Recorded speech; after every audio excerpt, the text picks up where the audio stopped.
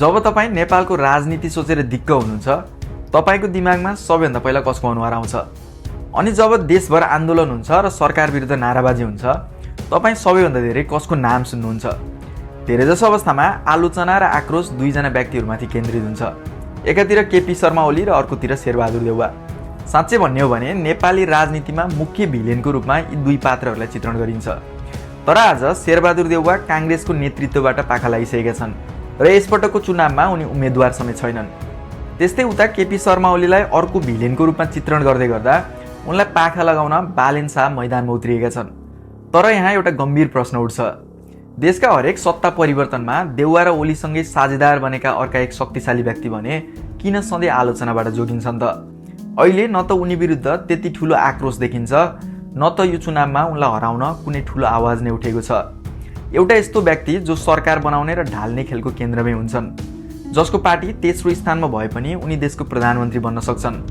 तर आलोचना भने सधैँ अरूको भागमा मात्र पर्छ। आज हामी कुरा गर्दैछौँ उनी नेपालको राजनीतिक अस्थिरताका कमान्डर पुष्पकमल दाहाल प्रचण्डको।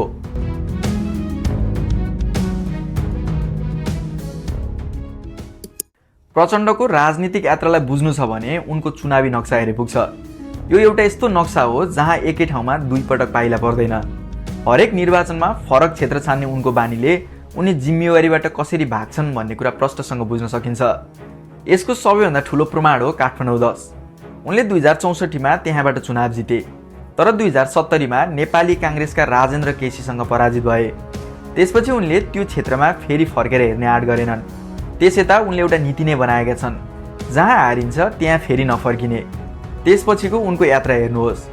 2074मा एमालेसँग मिलेर चितवनबाट चुनाव जिते। 2079मा काङ्ग्रेसको बैशाखी टेकेर गोर्खाबाट चुनाव जिते। तर यो चुनावमा उनले गोर्खामा आफ्नो जनविश्वास गुमेको बुझिसकेका थिए। त्यसैले अब 2082मा चुनाव हार्ने डरले आफूलाई सबैभन्दा सुरक्षित लाग्ने जनयुद्धको पुरानो किल्ला रुकुम पूर्व रोजेका छन्। जब प्रचण्ड कुनै नयाँ निर्वाचन क्षेत्रमा पुग्छन्, उनी त्यहाँ रित्तो हात जाँदैनन्। उनीसँग झुट्टा आश्वासन र ठुला ठुला भाषण पनि सँगै हुने गर्छन्। यो देशलाई चाहिँ दक्षिण एसियाको त सबभन्दा अगाडि लान्छौँ हामी युरोपीय स्तरमा पुर्याउन सक्छौँ। धेरै देशका नेताहरूसँग पनि कुरा गरिराखेका छौँ। दक्षिण एसियामा अहिले सबभन्दा धनी हुनुपर्ने देश हाम्रो हो। नयाँ नेपालको चलचित्र उद्योग कस्तो हुनेछ भन्ने कुराको इम्ब्रियोनिक भन्छ नि, त्यसलाई भ्रूण भनौँ, यो यहाँ जम्मा भएको अनुभूति मैले गरेँ। 2079मा त्यो आश्वासनमा फस्ने पालो थियो गोर्खा 2 को।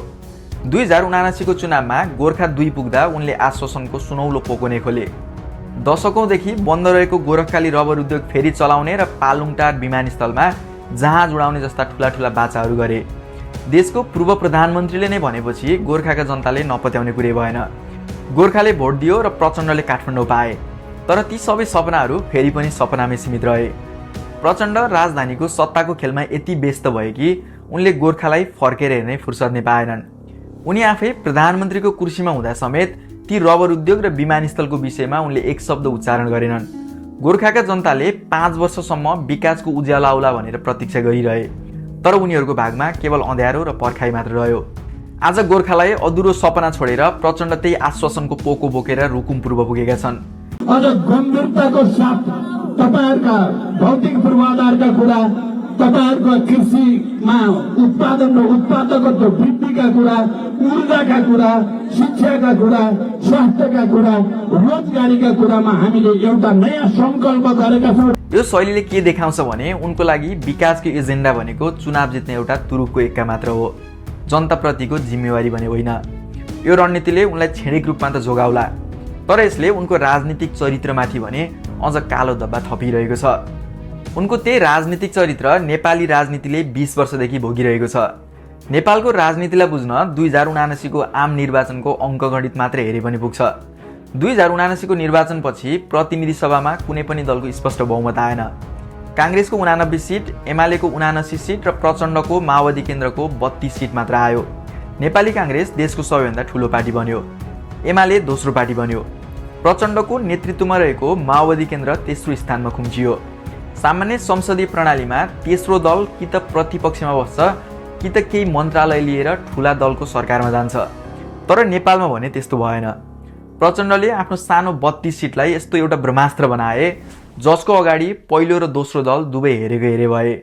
निर्वाचनको परिणाम आउनसाथ उनी एमालेसँग मिलेर प्रधानमन्त्री बने। केही महिनामै उनले त्यो गठबन्धन तोडेर काङ्ग्रेसको समर्थनमा प्रधानमन्त्री पद सुरक्षित राख्न सफल भए। यसले उनलाई किङ मेकर मात्र होइन, पुरै किङ नै बनाइदियो। उनी प्रचण्डको राजनीतिक रणनीतिको सबैभन्दा सफल र डरलाग्दो मोडल हो। प्रचण्ड त्यति बेला शक्तिशाली हुन्छन् जति बेला देशको राजनीति अस्थिर हुन्छ। जब कुनै पनि दलसँग बहुमत हुँदैन, प्रचण्ड त्यति बेला सबैभन्दा शक्तिशाली बन्छन्।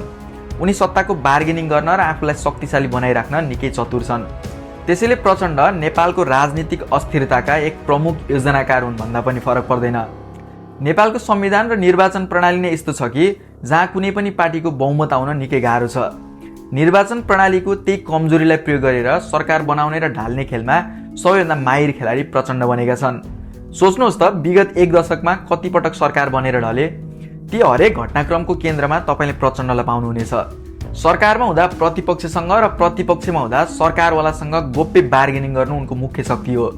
जब हरेक 9-10 महिनामा सरकार परिवर्तन हुन्छ, तब देशमा कुनै पनि दीर्घकालीन योजना बन्न सक्दैन। मन्त्रीहरू फेरिन्छन्, सचिवहरू बदलिन्छन्, राष्ट्रिय गौरवका आयोजनाहरू अलपत्र पर्छन् र विदेशी लगानीकर्ताहरूले नेपालमा लगानी गर्न डराउँछन्। कर्मचारी तन्त्रले पनि कुन मन्त्रीको पालामा के काम गर्ने भनेर अलमलमा पर्छन्। देशको यस्तो सङ्कटको ड्राइभिङ सिटमा प्रायजसो प्रचण्ड नै बसेका हुन्छन्। उनी यो खेलमा यति अभ्यस्त भइसकेका छन् कि अस्थिरता उनको लागि समस्या होइन, बरु सत्तामा टिकिरहने औजार बनेको छ। प्रचण्डको सबैभन्दा ठुलो राजनीतिक कला राम्रोसँग सरकार चलाउनु होइन, सरकार असफल हुँदा आफूलाई जोगाउनु भने हो। उनको फर्मुला सिम्पल छ, जस लिन अगाडि अगाडि तर आलोचना पर्दा पछाडि पछाडि। यसको सबैभन्दा खतरनाक उदाहरण हामीले 2077 र 78 को राजनीतिक सङ्कटमा देखेका थियौँ। 2074 को चुनावका लागि उनले एमालेसँग पार्टी एकता गरे। उनले केपी ओलीसँग सत्ता साझेदारी पनि गरे। तर जब सङ्कट आयो, आफूलाई चोखो देखाउन ओलीलाई महाभिलेनको रूपमा चित्रण गरिदिए। उनले संसदमा उभिएर खुल्याम भनेका थिए, राष्ट्रका सबै विकृतिको मूल जरो भनेको केपी शर्मा ओली हुन्। आफै सामेल भएको सरकारको असफलताको सम्पूर्ण दोष अर्को व्यक्तिलाई थोपरेर उनी सजिलै पन्छिए। किनभने ओली र देउवाहरू सरकारको ड्राइभिङ सिटमा बसेका हुन्छन्। गाडी दुर्घटना हुँदा सबैभन्दा पहिले ड्राइभरलाई नै दोष दिइन्छ। जनताको आक्रोश सिधै उनीहरूमाथि खनिन्छ। तर त्यही गाडीको पछाडि बसेर यात्रा गरिरहेका प्रचण्ड आफूलाई एक सामान्य प्यासेन्जर भएको नाटक मात्र गर्छन्। हरेक आलोचनालाई उनी गठबन्धनको बाध्यताको नाम दिएर सजिलै उम्किने गरेका छन्। प्रचण्डको राजनीतिक यात्राको कुरा गर्दा सबैभन्दा सोच्नुपर्ने कुरा भनेको उनी कुनै एउटा सामान्य नेता मात्र होइनन्। उनी एउटा यस्तो आन्दोलनका सर्वोच्च कमान्डर हुन् जसले देशको पुरानो राज्य सत्तालाई ध्वस्त पारेर नयाँ नेपाल बनाउने सपना देखाएको थियो। 10 वर्ष लामो जनयुद्धको जगमा उभिएर उनले हजारौँ मानिसहरूलाई परिवर्तनका लागि बलिदान दिन प्रेरित गरेका थिए। उनी त्यही क्रान्तिको नाममा पटक पटक प्रधानमन्त्रीको कुर्सीमा पुगिसके। यो उनको व्यक्तिगत सफलता होला, तर त्यो हजारौँ शहीद र घाइतेहरूको सपनाको सबैभन्दा ठुलो धोका हो। जब एक नेताले आफ्नो सिद्धान्तलाई सत्ताका लागि सजिलै तिलाञ्जली दिन सक्छ, तब उसमा राजनीतिमा नैतिकता भन्ने कुरा बाँकी रहँदैन। प्रचण्डले एमालेलाई दक्षिणपन्थी र काङ्ग्रेसलाई दलाल पुँजीपतिको प्रतिनिधि भन्ने गर्थे। तर ती दुवै पार्टीसँग आलोपालो मिलेर सत्ता नै अन्तिम सत्य हो भन्ने कुरा प्रमाणित गरेका छन्। कतिपयले भन्ने गर्छन् प्रचण्डले देशलाई अस्थिर बनाएका होइनन्, बरु अस्थिर परिस्थितिमा सन्तुलन मिलाएका चाहिँ हुन्। काङ्ग्रेस र एमाले बीच कुनै पनि सहमति नबनेको बेला सरकार चल्नै नसक्ने अवस्थामा उनले सम्झौताको भूमिका खेलेका हुन्। 2079 को चुनावमा काङ्ग्रेसले 89 सिट पाएको थियो भने एमाले 79। दुवै पार्टीले एकअर्कालाई प्रधानमन्त्री बनाउन चाहेनन्। त्यसैले प्रचण्ड यस्तो बेला प्रधानमन्त्री बनिदिएका हुन्। उनी नभएको भए संसद अझै बढी अराजक हुन सक्थ्यो भन्ने तर्कहरू पनि सुनिन्छन्। तर के सन्तुलन मिलाउनु र अस्थिरतालाई नै आफ्नो बिजनेस मोडल बनाउनु एउटै कुरा हो त? त्यसो भए कहिले काङ्ग्रेस र कहिले एमालेसँग मिल्नुपर्ने बाध्यता कसरी आयो? त्यसैले जब सरकारमा रहिरहनु नै रणनीति बन्छ, त्यो देश चलाउनु होइन, केवल सत्ता टिकाउने खेल मात्र हो। त्यसो भए कि प्रचण्ड नेपालको राजनीतिक समस्याको बराबर हिस्सेदार हुन् त? यदि हुन् भने किन उनले ओली र देउवाभन्दा कम आलोचना भोगिरहेका छन् त? भर्खरै देखिएको जेनजी आन्दोलनमा पनि त्यो कुरा प्रष्ट देखिएको थियो। जब 76 जना युवाहरू मारिए, सिंहदरबार जल्यो र संसद भवनमा आगो लाग्यो, जेनजीको रिस केपी शर्मा ओली र शेरबहादुर देउवामाथि केन्द्रित थियो। यो आन्दोलन पुरानो दल र पुराना नेतातिर केन्द्रित भए पनि प्रचण्डको नाम त्यति धेरै सुनिएन। हुन त उनको घर र पार्टी कार्यालय जल्यो, तर मिडिया र पब्लिकको नजरमा प्रचण्ड सेकेन्डरी क्यारेक्टर जस्तै रहे। उनी आन्दोलनको आगो सेलाउन नपाउँदै आफै भन्न थाले, हामी पनि जेनजीकै साथमा छौँ। तर देशमा उत्पन्न भएका कतिपय समस्याको प्रमुख केन्द्र प्रचण्ड नै थिए। केपी ओलीको घमण्ड र देउवाको ढिलासुस्ती जति देखिने र प्रष्ट छ, प्रचण्डको अस्थिरता र सत्ता केन्द्रित खेल पनि त्यति नै खतरनाक छ। उनी एक चतुर रणनीतिकार हुन्। उनी आफ्नो सानो शक्तिलाई कसरी ठुलो लाभमा परिणत गर्ने भनेर राम्रोसँग जान्दछन्। तर हरेक पटक उनको चतुर्याइ सफल हुँदा नेपालको लोकतन्त्र र विकासको यात्रा भने असफल भइरहेको छ। प्रचण्ड अब केवल एउटा व्यक्तिको नाम मात्र होइन, यो त नेपालको राजनीतिमा एउटा चरित्र वा भूमिकाको नाम बनिसकेको छ। त्यो चरित्र जो देश अस्थिर हुँदा सबैभन्दा शक्तिशाली हुन्छ। त्यो भूमिका जसले सिट सङ्ख्या थोरै भए पनि सत्ताको साँचो आफ्नै हातमा राख्न सफल हुन्छ। त्यो चरित्र जसले देशको नीतिमाथि सत्ताको भागभण्डालाई प्राथमिकता दिन्छ। त्यो चरित्र जसले सिद्धान्त र बाचालाई सत्ताको भर्याङ मात्र बनाउँछ। अब फेरि आगामी चुनावमा प्रचण्ड रुकुम पूर्वबाट भिड्दैछन्। यो ठाउँ प्रचण्डको लागि कुनै नयाँ ठाउँ होइन। इमोसनल रूपमा र हिस्टोरिकल रूपमा प्रचण्डसँग जोडिएको ठाउँ हो यो। जनयुद्धको एउटा प्रमुख आधारस्थल रुकुम पूर्व नै थियो। त्यो ठाउँलाई माओवादीको मुख्य गढ मानिँदै आएको छ। यस क्षेत्रमा प्रचण्डको नयाँ गठित नेपाली कम्युनिस्ट पार्टीको बलियो उपस्थिति रहेको छ। 2079 को चुनावमा पनि यहाँबाट तत्कालीन नेकपा माओवादीले सजिलै जित हासिल गरेको थियो। माओवादीका पूर्णबहादुर खत्रीले 12,262 मत ल्याउँदा एमालेका कैलाश कुमार मल्लले 5,211 मत मात्र ल्याएका थिए। त्यसैले आफूलाई सजिलो पर्ने ठाउँ खोज्दै प्रचण्ड यति बेला रुकुम पूर्व पुगेका छन्।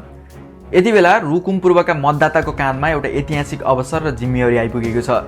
यो चुनाव उनीहरूको लागि केवल एक संसद छान्ने मौका मात्र होइन, यो एउटा राष्ट्रिय सन्देश दिने अवसर पनि हो।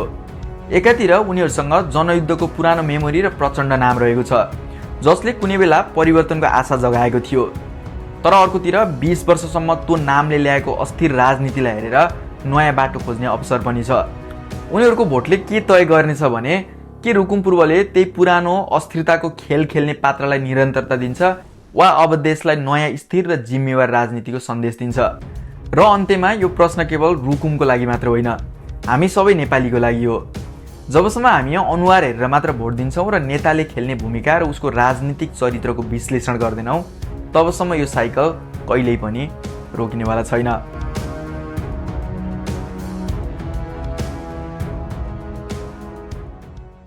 भिडियो अन्तिमसम्म हेर्नुभएकोमा धन्यवाद।